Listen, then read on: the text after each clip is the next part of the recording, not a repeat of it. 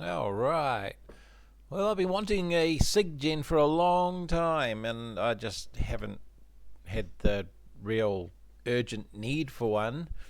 But then after a few drinks and as I was nodding off, I hit the buy button because I thought, what the hell, just get the thing. And I picked this one. Check it out. Looks kinda big and chunky and probably does the job, right? We're looking at the FY6900 model arbitrary waveform generator and such. And I figured, well, looking at what was available in the lower price bracket, this seemed to be the better one in my opinion. So yeah, hit the button. And here it is. Let's check it out. What do we get? We get power cable with pre-bent pins. Nice. We get some leads. What do they give us for the way of leads? We've got two. Oh, that's nice of them. Two leads with alligator clips at the ends. We also get a double-ended BNC lead. Cool. And a USB lead. And here's the beast. Da da da. Yeah, it's not too shabby, at least on camera. It is quite a cheap feel, honestly. The button, yeah, they don't feel the greatest. It almost feels like they hinge at the top. It takes quite a bit of force to push. There's no way it's going to sit on its wherever you park it and not move when you push them.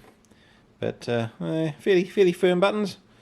This little knob, it's pretty flimsy. Not a lot of thought gone into that. And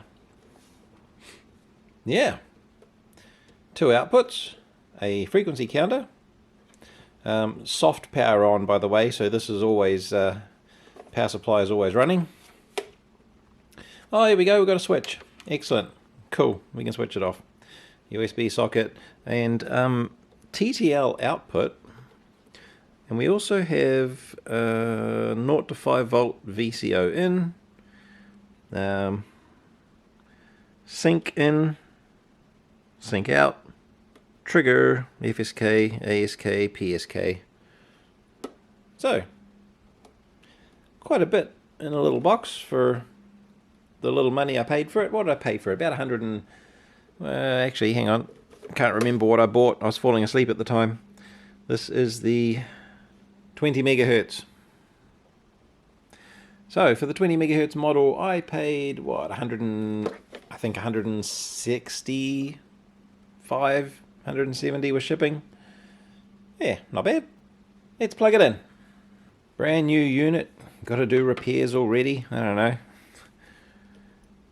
What is surprising, unless that's the only way they make them now, is that this meets New Zealand safety regulations with the insulated portion of the plug. Now, I had to laugh at this. Probably can't see down in the hole there. There's no fan, but there's a hole for a fan. Maybe we can add one later if it gets a bit warm. Right. Oh, how do we... Okay, can we just grab this foot and pull? Or is there a locking mechanism? Yeah. Oh, it doesn't want to move. I bet probably pull out. There we go. Pull out and rotate. There we go. Locks in a standing position. Good. Now I have no idea how to drive this thing, but let's see how intuitive it is. Turn it on at the back. Oh, that's cool. Quick boot up time, that's nice. So what are we on at the moment? Looks like 1000, Oh, no, really? 10 gigahertz? No, it's not 10 gigahertz. How are they doing this? Let's go. I can go left and right with the cursor. If I rotate the knob, the digits go up, and it rolls over to 1 and counts up on the left side there. That's handy. Cool. Now there's no number pad, so you can only change it by rolling the wheel. I might put a bigger knob on this if I can, just something to really grab, because this is just, it doesn't feel very secure. We've got both outputs on. Okay, so if you hit channel 1, the upper section becomes channel 1 and it shows what channel 2 is set to. If you push channel 2, then that switches. If you push either channel button a second time, that turns that channel off. And cool, alright. So we're currently changing frequency. I don't even know what frequency this is. Okay, I've hooked it up to my scope just so I've got a sanity check. Now it is saying frequency is 10 kilohertz. 10 kilohertz. 10.000 kilohertz. 0001 would be, I would have thought would be 1000 kilohertz. It just seems funny the way they're doing it. So that's no output. So let's go right down the end and just change that and see what we get. Nothing. Nothing. Nothing. Do I have to OK? Nope. 1 megahertz. Microhertz. Millihertz. Hertz. Kilohertz. Megahertz. Okay, I think I've figured it out. So changing the frequency from kilohertz to megahertz and what have you is just moving the decimal point along. So at the moment it is set to 0.001 kilohertz, which is equal to 1 hertz. So if we change that to 0 and then go 1 megahertz, and then go the left side of the decimal point and go 1 megahertz. Now, what's my trigger? I've got it sitting at 1 megahertz, and it's pretty dead nuts on. The scope's saying 1 megahertz. And if I go to, say, 1.01, then the scope shows 1.01, 1.02, 1.03, and it's locking pretty much dead on. So that's good. Scope showing 50% duty cycle, plus or minus 0.5%. So it's, I guess it's holding fairly constant. So as you can see down here, we've got 1 megahertz, and if I adjust it up, 1.01, 2, 3, and it's etc. etc. So it's looking pretty good indeed. There you go, now you can see it too. Alright, let's have a play. Alright. 20. Let's see if, oh yeah, there we go. Alright, megahertz, here we go. Right, 1 megahertz, 2 megahertz, 3, 4.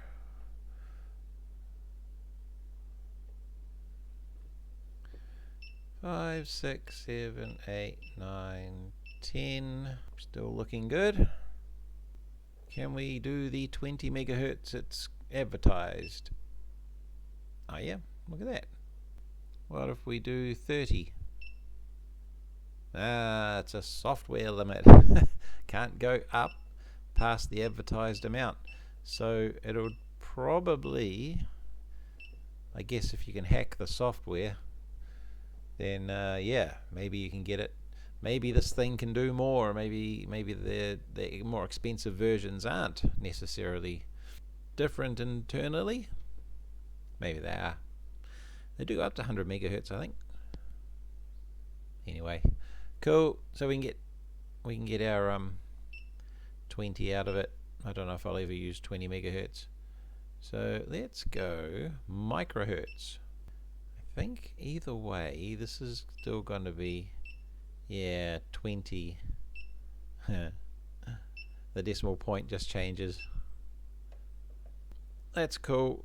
Let's go and try a different waveform.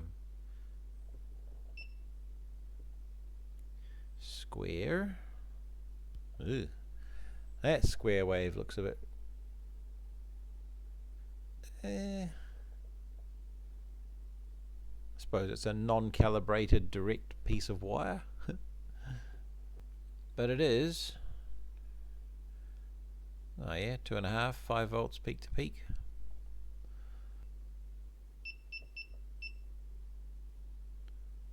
What's that, 10 kilohertz?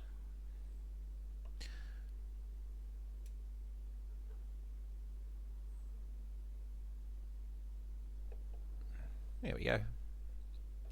Wave, rectangle, trapezoid, arb, sine, interesting, wave, square, arb, arb 2, arb 3. I wonder how many arb waveforms there are. Ladder, bit of a step ladder effect. Oh yeah, random noise. Should put that through an amplifier and see what it sounds like. Ah, white noise.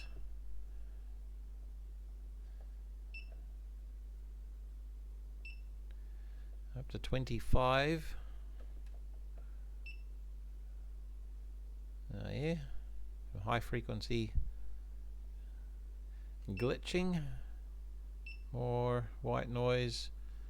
One of those things. Everyone loves those things. Okay, how do I get back to, there we go, sine wave, square wave, rectangle wave looks an awful lot like square wave,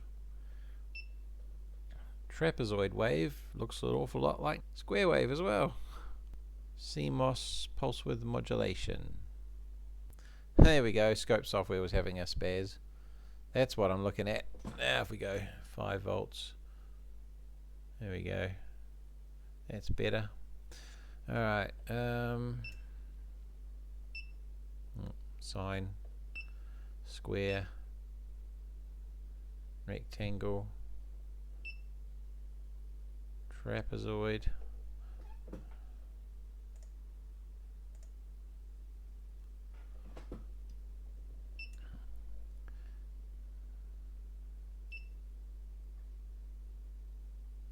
oh yeah, DC, triangle, ramp, negative ramp, stair triangle, stair step, negative stair step, oh yeah, positive exponent, negative exponent, pass fail. Okay, so these look a lot like all of the ARB waveforms with names.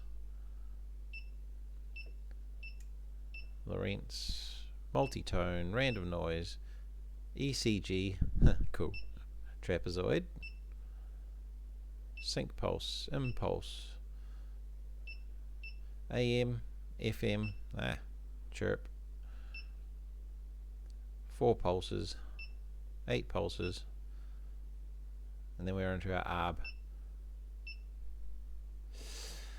Cool, okay, so that's how you find your waveform. You've got to push wave. If you keep pushing wave, you get the different types of wave.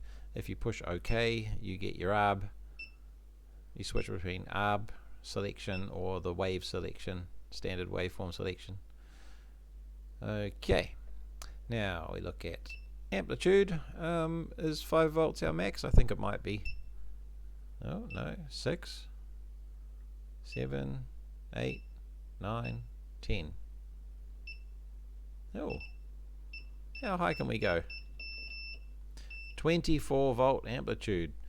Okay, you want to watch what you connect that up to. It could cause havoc. 4, 3, 2, 1. Now, let's see how low it goes down to. 1.98765 4 3 0.1 of a volt, 100 millivolts, and keep going down.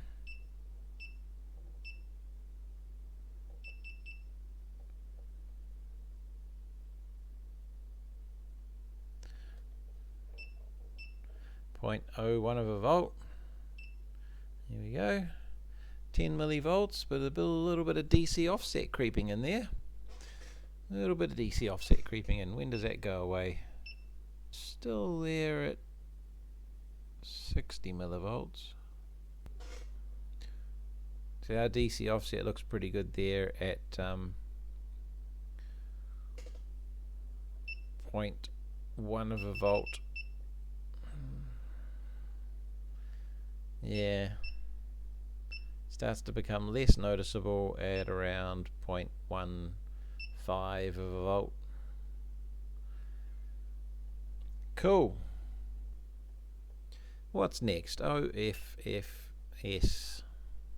What's this going to do? Is this offset? Off something? DC offset. There you go. 1 volt offset. There we go. It's 200 millivolts per division. Let's take that down, make it more obvious. There we go. 1 volt offset. And phase. That's our last possible change. There's a duty cycle one there too. I wonder if we can change that. Maybe phase has to do with the difference between channel 1 and channel 2. It's not having any effect on screen anyway. Cool, I'm happy with that. Even though it's somewhat of a little bit of a tight control panel. It's not something I'm going to use often, so I think it's going to work just fine. Let's chuck on channel 2, make sure that's functioning, and it seems to be. What's channel 2 set at? You'd expect both channels to work just fine. Right, what is mod? Modulation, we can have AM, FM, or PM using the external inputs, it looks like. Oh yeah. Lots of advanced stuff that I probably won't use. Sweep, that's pretty cool. Start, end. Channel 1 sweep. OK to begin. Let's go back to channel 1. And OK to begin. There we go. Doing the old sweep. OK to stop. Nice. Counter. Well, I don't have an input, so I cannot test that unless I stick it back into itself. What about I do that? Here we go. Is that going to work? Yeah. There we go. Counter is counting. Waveform.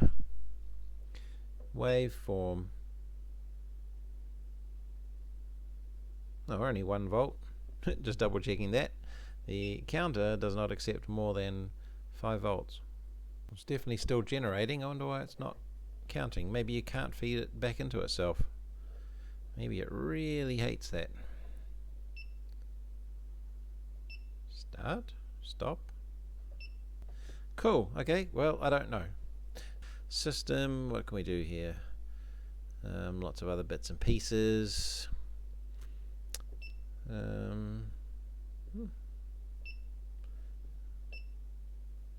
Config English. Buzzer on. Nice. More. Channel and boot on. Channel. Okay, cool. So you can set whether the channel is on at boot or not. That's cool.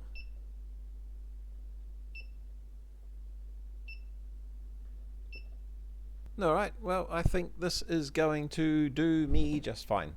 I can't really give too much of an in-depth review on this, but hopefully that's enough for you to decide whether this model will work for you as well. I'm going to be using it for... I mean, this would be handy to inject tones into amplifiers and square waves into things like instrument clusters, at least older ones. Testing things like that. Well, thanks for watching, and we'll see you next time. How does the on-off work? It blinks. Okay, so it blinks to say it's in standby. And it comes on pretty fast. Hey, I said channel 2 off. Channel 2 boot off. That's funny. So this is more of a standby than a off.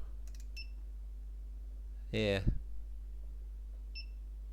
All I need to do is actually turn it off and on. There we go. Channel 2 off.